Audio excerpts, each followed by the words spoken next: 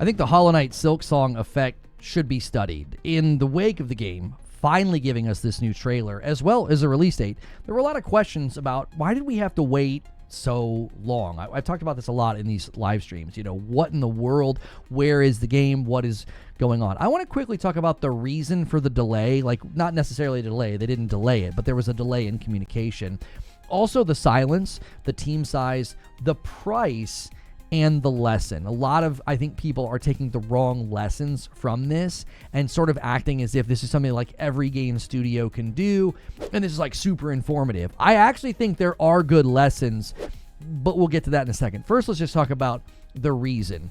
First and foremost, you have to know that the original Hollow Knight is one of the most successful, I guess we would call it a cult classic, which is sort of weird with it selling over 15 million copies. Now, that put a team their size into an insane level of funding, okay? They could just take their time with the next game, which is literally what they were doing. They did an interview and they said, well, they were just having fun. Jason Schreier of Bloomberg was expecting a lot of the cliche answers of they were running into problems and difficulties or scope creep or dev hell. No, they were having fun.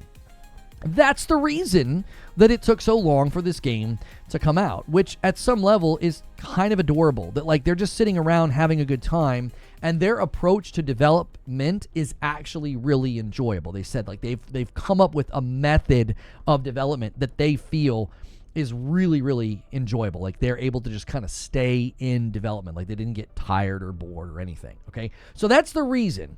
Now let's talk about the silence.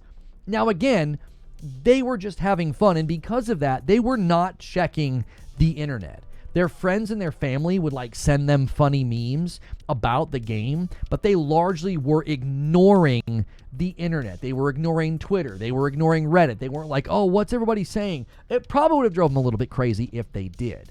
And then, you know, if you've got friends and family just sort of sending you funny memes about the game, you can kind of laugh and stay in good spirits. Now, recently, Kojima revealed that he doesn't actually play a lot of games, and he takes his inspiration from the world around him. And there were people taking issue with that, like, you know, these devs don't play games and it shows. Well, a lot of the times we constantly complain that all games are derivative and too much like other games. And I think we saw why Kojima feels pretty free and clear to make games like Death Stranding 1 and 2 that are not like really any other game out there, to the point that people are maybe a little bit overly critical of them and falsely summarize them as like, you know, walking simulators or FedEx simulators, which is a complete reduction of what those games actually offer. And ironically just betrays the fact that people don't even actually play his games. They just talk about them from an armchair position. But this strikes me as a similar benefit to Hollow Knight.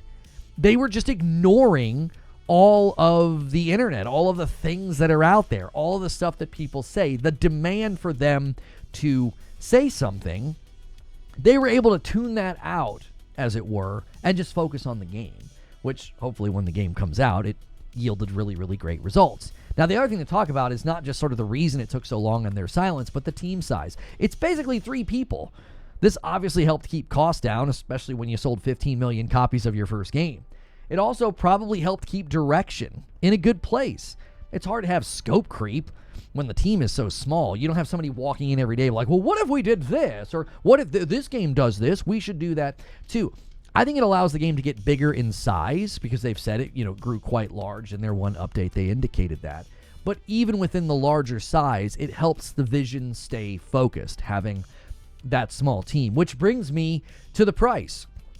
The original game was $15 at launch. Now, there were leaks that this game was going to be $20, and they came out on Twitter and confirmed this game will be $20. That sounds crazy to me. I was thinking this is going to be a $40 or $50 game. Easy.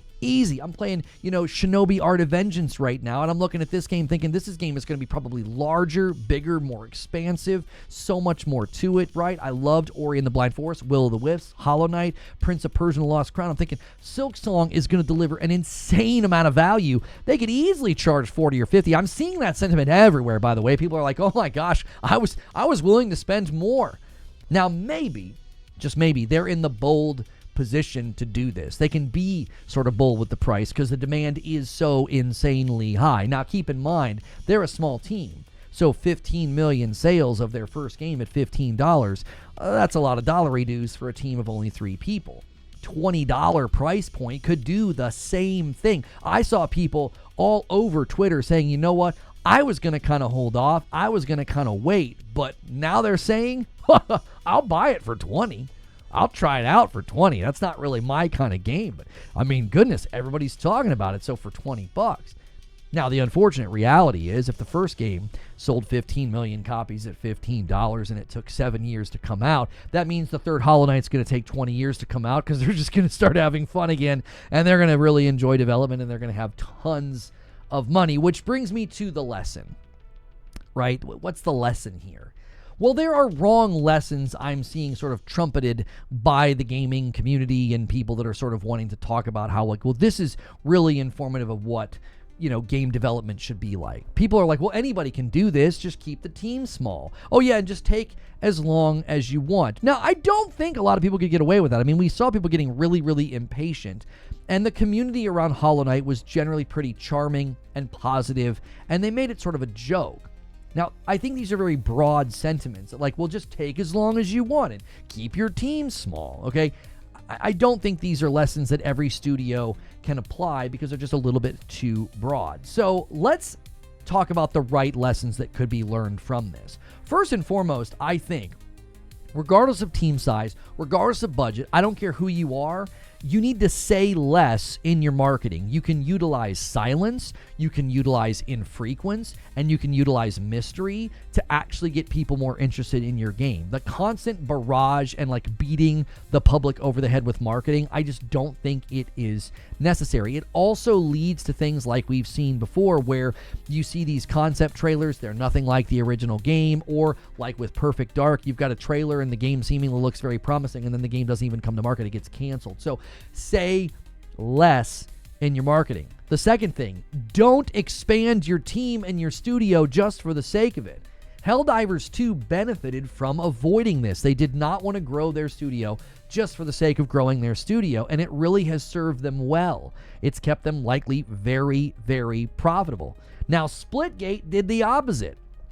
Splitgate went from 2 founders to over 200 employees. I got this from Laura Fryer's recent video about Silksong, and now they've had to do layoffs recently.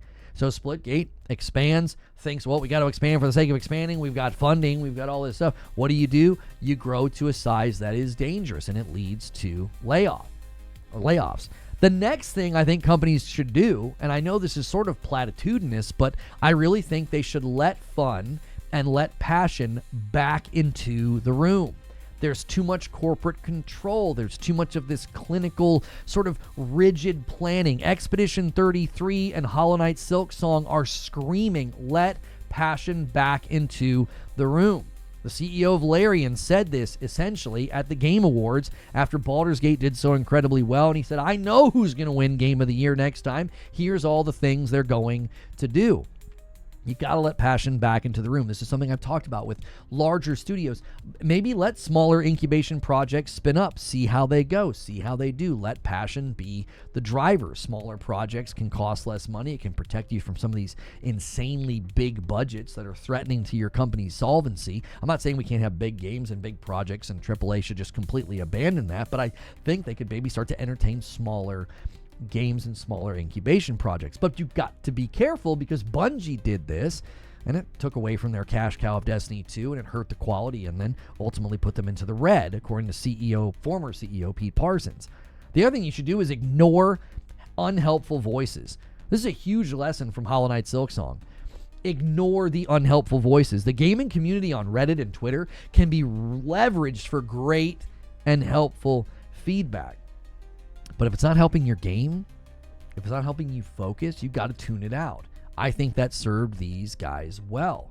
All right? And lastly, this is the last lesson to learn from Hollow Knight Silksong.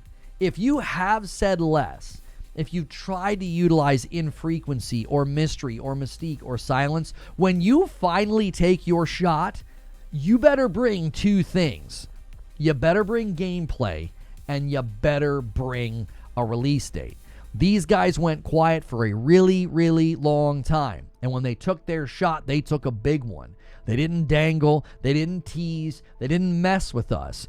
They dropped a trailer outlining all the great things that were going to be in the game, from enemy diversity to number of bosses, and most importantly, they brought the release date.